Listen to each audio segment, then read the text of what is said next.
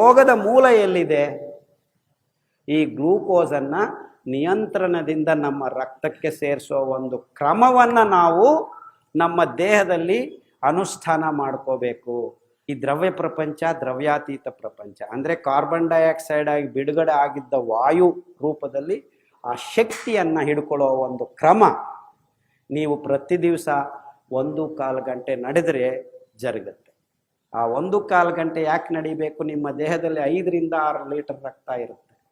1 litre ರಕ್ತದಲ್ಲಿ 1 gram 1.2 gram glucose.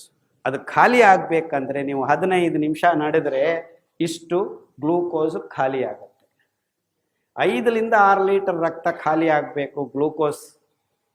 1.5 hour ನೀವು ದಿವಸ ನಡೆದರೆ ನಿಮ್ಮ ಇಡೀ ದೇಹದಲ್ಲಿದ್ದ ರಕ್ತ ಮತ್ತೆ 6 ಗ್ರಾಮ್ 7 ಗ್ರಾಮ್ ಗ್ಲೂಕೋಸ್ ತುಂಬಿಕೋಬೋದು.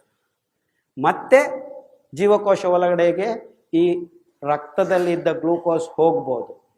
ಆ ದ್ರವ್ಯ ಪ್ರಪಂಚದಿಂದ ದ್ರವ್ಯಾತೀತ ಪ್ರಪಂಚಕ್ಕೆ ಆ ಚೈತನ್ಯ ತುಂಬಿಸ್ಕೋಬೇಕಂದ್ರೆ ನಾವೇನು ಮಾಡಬೇಕು? ಅದನ್ನು ಖರ್ಚು ಮಾಡಬೇಕು. ಸೊ ನೀವು ಆರೋಗ್ಯಕರವಾಗಿರಬೇಕು ಅಂದರೆ ಮೊದಲನೇ ಅಂಶ ನೀವು ಮಾಡಬೇಕಾಗಿರೋದು, ಪ್ರತಿ ದಿವಸ ದೇವರು ಕೊಟ್ಟಿರೋ ಕೈ ಕಾಲು ನಮಗೆ ಇದು ಏನು ಐಫೋನು 5, ಐಫೋನು 6, ಸ್ಯಾಮ್ಸಂಗ್ 1, ಗ್ಯಾಲಕ್ಸಿ 2 2 ವರ್ಷಕ್ಕೆ 2 ತಿಂಗಳ ಬದಲಾವಣೆ ಆಗೋದಿಲ್ಲ. ನಾವು ಮಿಲಿಯನ್ಸ್ ಆಫ್ ಇಯರ್ಸ್, ಸಾವಿರಾರು ವರ್ಷಗಳಿಂದ ನಮಗೆ ಈ ಪಚನನಾಳ, ಈ ಗ್ಲೂಕೋಸ್ ಮೆಟಬಾಲಿಸಮ್ ದೇವರು ಕೊಟ್ಟಿರೋದು ಹಂಗೆ ಇದೆ, ಹಂಗೆ ಇರುತ್ತೆ. ಅದನ್ನು ನಿಭಾಯಿಸ್ಕೊಳ್ಳೋದನ್ನು ನಾವು ಮರೆತು ಹೋಗಿದ್ದೀವಿ. ಅದನ್ನು ನಿಭಾಯಿಸ್ಕೊಳ್ಳೋದಕ್ಕೆ ನಮ್ಮ ಆಹಾರದಲ್ಲಿ ಅಂತರ್ಲೀನವಾಗಿ ನಾರಿನ ಅಂಶನ ತುಂಬು ದೇವರು ಸಾವಿರಾರು ವರ್ಷಗಳಿಂದ ನಮಗೆ ಈ ಅದ್ಭುತವಾದ ಸಿರಿಧಾನ್ಯಗಳನ್ನು ಕೊಟ್ಟಿದ್ದಾರೆ ಅನ್ನೋ ಒಂದು ಅಂಶವನ್ನು ಪೂರ್ತಿ ನಿರ್ನಾಮ ಮಾಡಿವೆ ಈ ಕಂಪನಿಗಳು. ಇನ್ಫ್ಯಾಕ್ಟ್ 20 ವರ್ಷ ಹಿಂದೆ ಅದೇ ನನಗೆ ಭಯ ಆಗಿ ರಿಸೈನ್ ಮಾಡಿ ಓಡಿ ಬಂದಿದ್ದೀನಿ. ಈ 5 ಧಾನ್ಯಗಳನ್ನಾದರೂ ಉಳಿಸಿಕೊಳ್ಳಿಲ್ಲ ಅಂದರೆ ನಮಗೆ ಇನ್ನು ಮುಂದಿನ ಪೀಳಿಗೆಗಳಿಗೆ ಗತಿನೇ ಇಲ್ಲ ಅಂತ. ಈ 5 ಧಾನ್ಯಗಳಲ್ಲಿ, ಅದ್ಭುತವಾದ ಸಿರಿಧಾನ್ಯಗಳಲ್ಲಿ 8% 12.5% ನಾರಿದೆ. ಕೊರಳೆಯಲ್ಲಿ 12.5% ನಾರಿದೆ. 8% ನಾರು ನವಣೆಯಲ್ಲಿದೆ.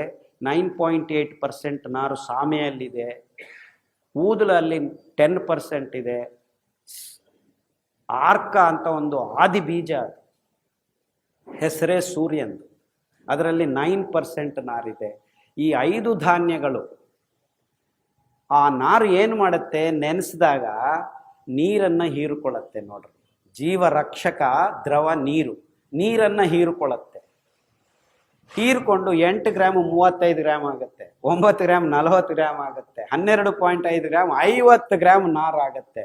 ಒಣನಾರು ಹೋಗಿ ನೆನೆಸಿರೋ ನಾರು ಆಗುತ್ತೆ. ಆ ನಾರು ಸಾಲ್ಯುಬಲ್ ಆ್ಯಂಡ್ ಇನ್ಸಾಲ್ಯುಬಲ್ ಆಗಿ ಕೆಲವು ಅಂಶಗಳನ್ನು ಬಿಟ್ಕೊಂಡು ನಮ್ಮ ಕರಳಿಗೆ ಅಂಟ್ಕೊಂಡ್ಬಿಟ್ರೆ ಈ ಇನ್ಸಾಲ್ಯುಬಲ್ ನಾರು ನೀರನ್ನು ಹೀರ್ಕೊಳ್ಳೋಕೆ ಶುರು ಆಗುತ್ತೆ.